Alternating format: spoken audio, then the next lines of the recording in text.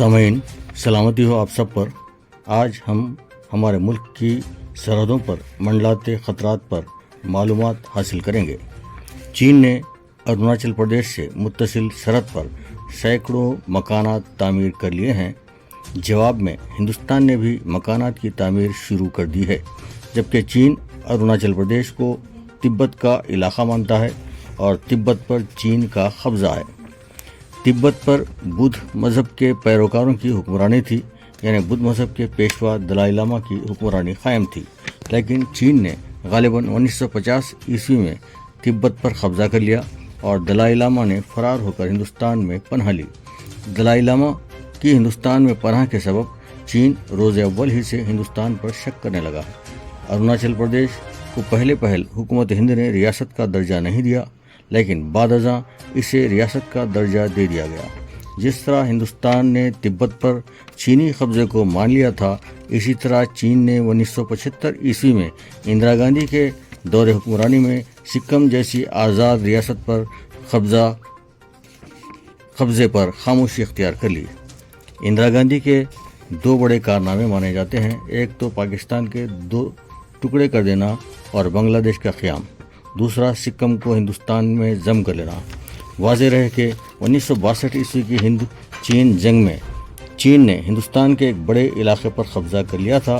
ہندوستان نے سکم کو ضم کرتے ہوئے اس کی تلافی کر لی ہے، لیکن اب حالیہ عرصے میں بی جے پی حکمرانی میں چین کی جانب سے ہندوستان کو جو نقصان ہوا اس کی تلافی نہ ہو سکی، جبکہ موجودہ وزیر اعظم نریندر مودی جب اپوزیشن میں تھے تو کہتے رہے کہ چین کو لال آنکھ دکھانا چاہیے اور سبق سکھانا چاہیے، لیکن جب ان کی حکومت آئی تو نہ چین کو سبق سکھایا گیا اور نہ ہی لال آنکھ دکھائی گئی۔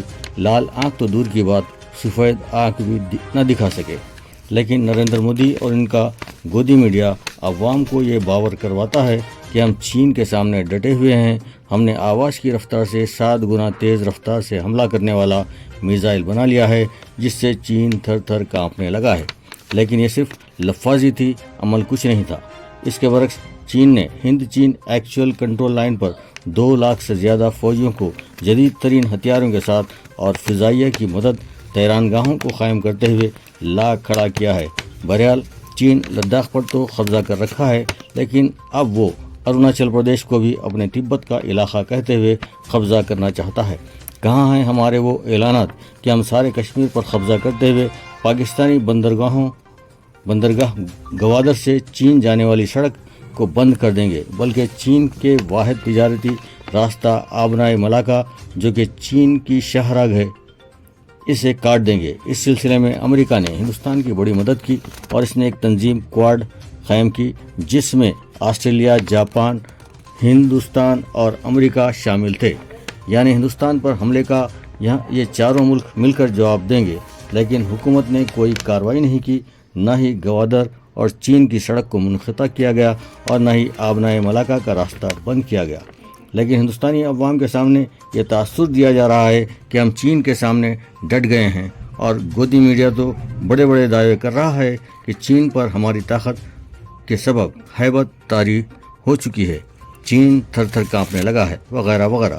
واضح رہے کہ ہندوستان اور چین کے درمیان کوئی بین الاقوامی مسلمہ سرحد ہی نہیں، صرف ایک line of actual control line ہے، اور یہ پورے 3500 کلومیٹر طویل ہے۔ اتنی طویل سرحد پر تو کم از کم 10 لاکھ فوج چاہیے، لیکن ہماری 80% فوج تو کشمیر ہی میں متعین ہے۔ چین کی طرح اب حکومت ہند بھی 1-2 مقامات پر آبادی بسا رہی ہے، اور یہ بالکل ناکافی اقدام ہے۔ پورے 3500 کلومیٹر رقبے پر آبادی بسائی جائے، بلکہ گاؤں اور شہر بسائے جائیں تو شاید اس لائن کا تحفظ ہو سکے گا۔ چین نے ہمیں پریشان کرنے کے لیے بھوٹان سے سلیگوڑی کی سرحد پر جگہ حاصل کر لی ہے۔ سلیگوڑی وہ مقام ہے جہاں صرف 17 کلومیٹر چوڑا راستہ ہے، جو کہ ہندوستان سے جڑا ہوا ہے، اور ہماری باقی 6 ریاستوں کو جانے کے لیے واحد راستہ ہے، اور چین اسی راستے کی سرحد پر تیار بیٹھا ہے۔ اب دیکھنا یہ ہے کہ حکومت ہند چین کو وہاں سے کس طرح نکالتی ہے۔ اب اجازت دیجیے، میرے نائے تیلگو۔